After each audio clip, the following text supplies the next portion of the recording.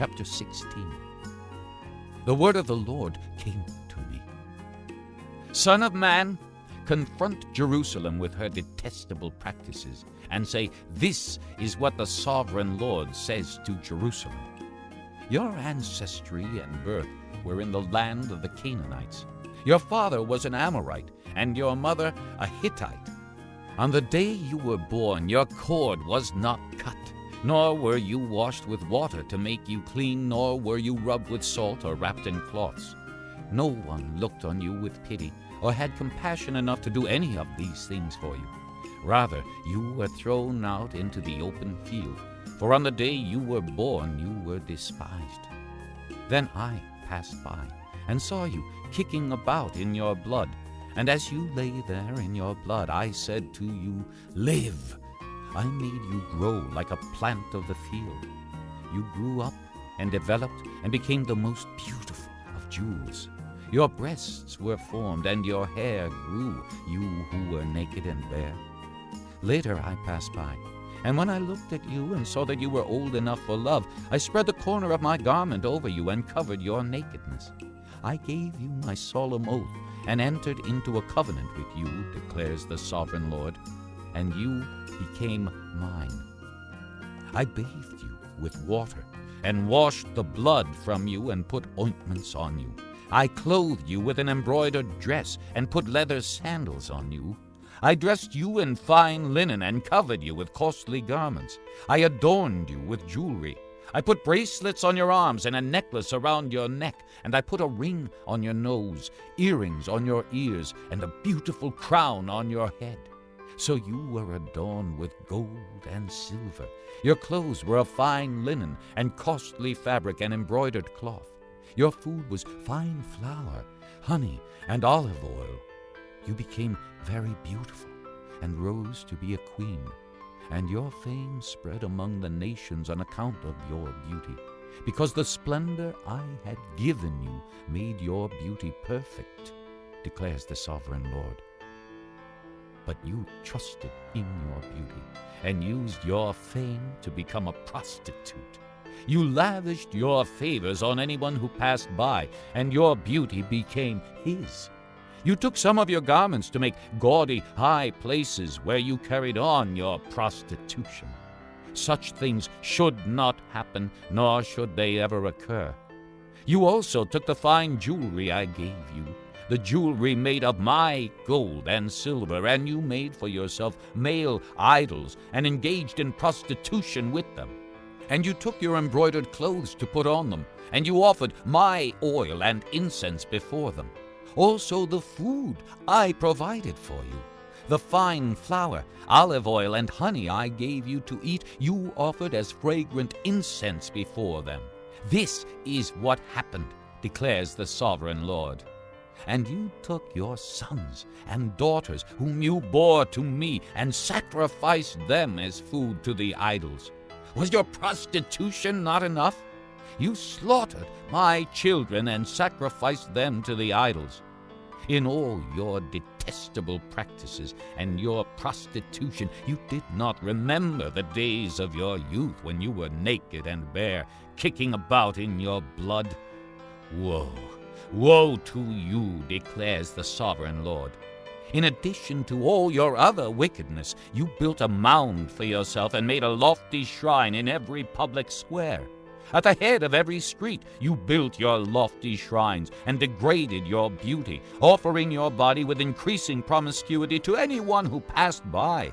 You engaged in prostitution with the Egyptians, your lustful neighbors, and provoked me to anger with your increasing promiscuity. So I stretched out my hand against you and reduced your territory. I gave you over to the greed of your enemies, the daughters of the Philistines, who were shocked by your lewd conduct. You engaged in prostitution with the Assyrians too, because you were insatiable. And even after that, you still were not satisfied. Then you increased your promiscuity to include Babylonia, a land of merchants, but even with this you were not satisfied. How weak-willed you are, declares the sovereign Lord, when you do all these things, acting like a brazen prostitute. When you built your mounds at the head of every street and made your lofty shrines in every public square. You were unlike a prostitute because you scorned payment. You adulterous wife! You prefer strangers to your own husband. Every prostitute receives a fee, but you give gifts to all your lovers, bribing them to come to you from everywhere for your illicit favors. So in your prostitution, you are the opposite of others. No one runs after you for your favors. You are the very opposite, for you give payment, and none is given to you. Therefore, you prostitute, hear the word of the Lord. This is what the sovereign Lord says. Because you poured out your wealth and exposed your nakedness in your promiscuity with your lovers, and because of all your detestable idols, and because you gave them your children's blood, therefore I am going to gather all your lovers with whom you found pleasure, those you loved as well as those you hated. I will gather them against you from all around, and will strip you in front of them, and they will see all your nakedness. I will sentence you to the punishment of women who commit adultery and who shed blood. I will bring upon you the blood vengeance of my wrath and jealous anger. Then I will hand you over to your lovers, and they will tear down your mounds and destroy your lofty shrines. They will strip you of your clothes and take your fine jewelry and leave you naked and bare. They will bring a mob against you, who will stone you and hack you to pieces with their swords. They will burn down your houses and inflict punishment on you in the sight of many women. I will put a stop to your prostitution, and you will no longer pay your lovers. Then my wrath against you will subside, and my jealous anger will turn away from you. I will be calm and no longer angry. Because you did not remember the days of your youth, but enraged me with all these things, I will surely bring down on your head what you have done, declares the sovereign Lord. Did you not add lewdness to all your other detestable practices? Everyone who quotes Proverbs will quote this proverb about you. Like mother, like daughter. You are a true daughter of your mother, who despised her husband and her children. And you are a true sister of your sisters, who despise their husbands and their children. Your mother was a Hittite and your father an Amorite. Your older sister was Samaria, who lived to the north of you with her daughters. And your younger sister, who lived to the south of you with her daughters, was Sodom. You not only walked in their ways and copied their detestable practices, but in all your ways you soon became more depraved than they. As surely as I live, declares the sovereign Lord, your sister Sodom and her daughters never did what you and your daughters have done. Now this was the sin of your sister Sodom. She and her daughters were arrogant, overfed, and unconcerned. They did not help the poor and needy. They were haughty and did detestable things before me. Therefore I did away with them, as you have seen. Samaria did not commit half the sins you did. You have done more detestable things than they, and have made your sisters seem righteous by all these things you have done. Bear your disgrace, for you have furnished some justification for your sisters. Because your sins were more vile than theirs, they appear more righteous than you. So then, be ashamed and bear your disgrace, for you have made your sisters appear righteous. However, I will restore the fortunes of Sodom and her daughters, and of Samaria and her daughters, and your fortunes along with them, so that you may bear your disgrace and be ashamed of all you have done in giving them comfort.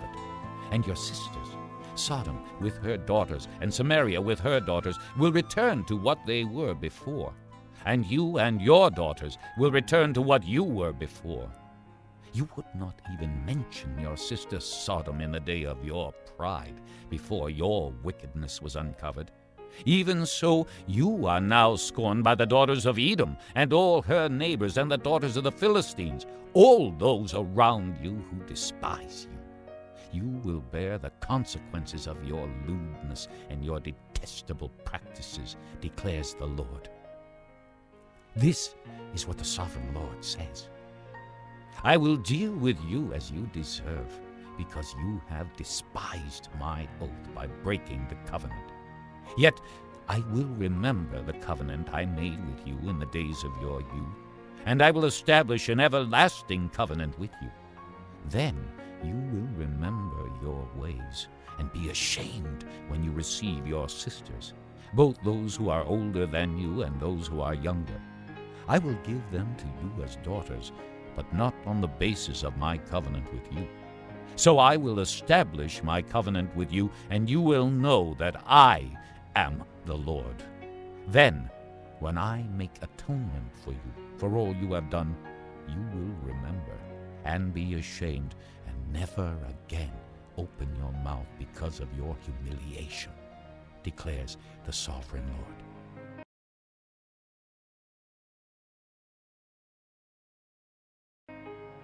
Chapter 17. The word of the Lord came to me. Son of man, set forth an allegory and tell the house of Israel a parable. Say to them, this is what the sovereign Lord says. A great eagle with powerful wings, long feathers, and full plumage of varied colors came to Lebanon. Taking hold of the top of a cedar, he broke off its topmost shoot and carried it away to a land of merchants, where he planted it in a city of traders. He took some of the seed of your land and put it in fertile soil. He planted it like a willow by abundant water, and it sprouted and became a low, spreading vine. Its branches turned toward him, but its roots remained under it. So it became a vine, and produced branches and put out leafy boughs. But there was another great eagle with powerful wings and full plumage. The vine now sent out its roots toward him from the plot where it was planted, and stretched out its branches to him for water. It had been planted in good soil by abundant water, so that it would produce branches, bear fruit, and become a splendid vine. Say to them, this is what the sovereign Lord says. Will it thrive?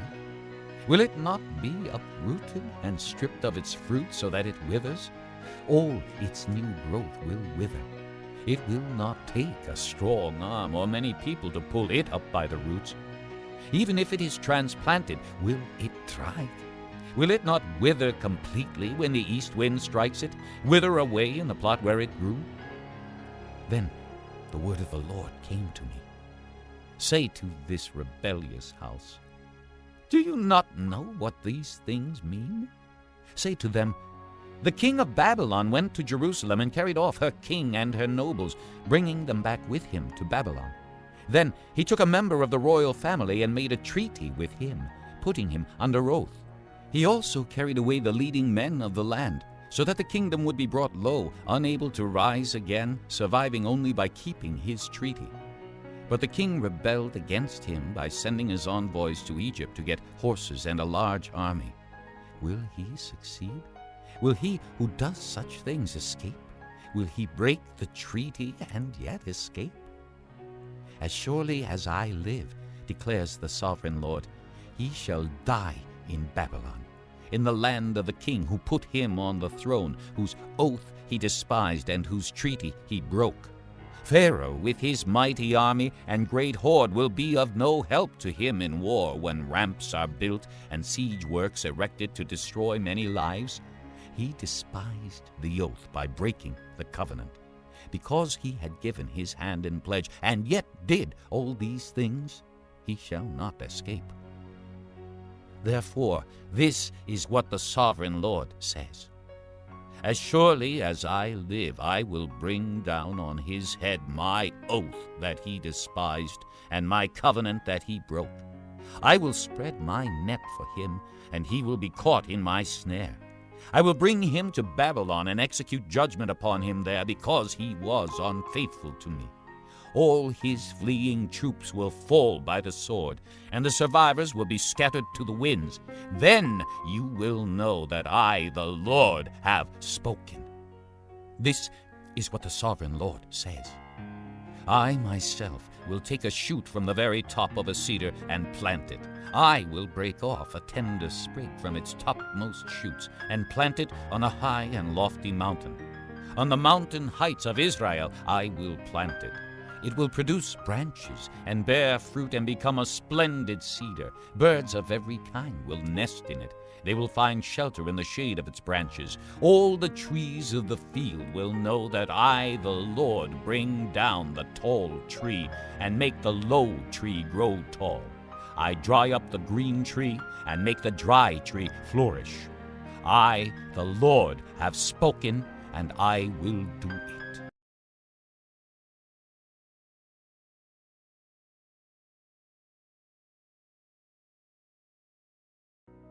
Chapter 3. Not many of you should presume to be teachers, my brothers, because you know that we who teach will be judged more strictly. We all stumble in many ways. If anyone is never at fault in what he says, he is a perfect man, able to keep his whole body in check. When we put bits into the mouths of horses to make them obey us, we can turn the whole animal. Or take ships as an example. Although they are so large and are driven by strong winds, they are steered by a very small rudder wherever the pilot wants to go. Likewise, the tongue is a small part of the body, but it makes great boasts. Consider what a great forest is set on fire by a small spark. The tongue also is a fire, a world of evil among the parts of the body.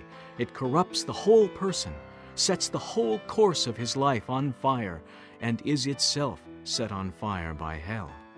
All kinds of animals, birds, reptiles, and creatures of the sea are being tamed and have been tamed by man, but no man can tame the tongue. It is a restless evil, full of deadly poison. With the tongue we praise our Lord and Father, and with it we curse men who have been made in God's likeness. Out of the same mouth come praise and cursing. My brothers, this should not be. Can both fresh water and salt water flow from the same spring? My brothers, can a fig tree bear olives or a grapevine bear figs? Neither can a salt spring produce fresh water. Who is wise and understanding among you? Let him show it by his good life, by deeds done in the humility that comes from wisdom. But if you harbor bitter envy and selfish ambition in your hearts, do not boast about it or deny the truth. Such wisdom does not come down from heaven, but is earthly, unspiritual, of the devil.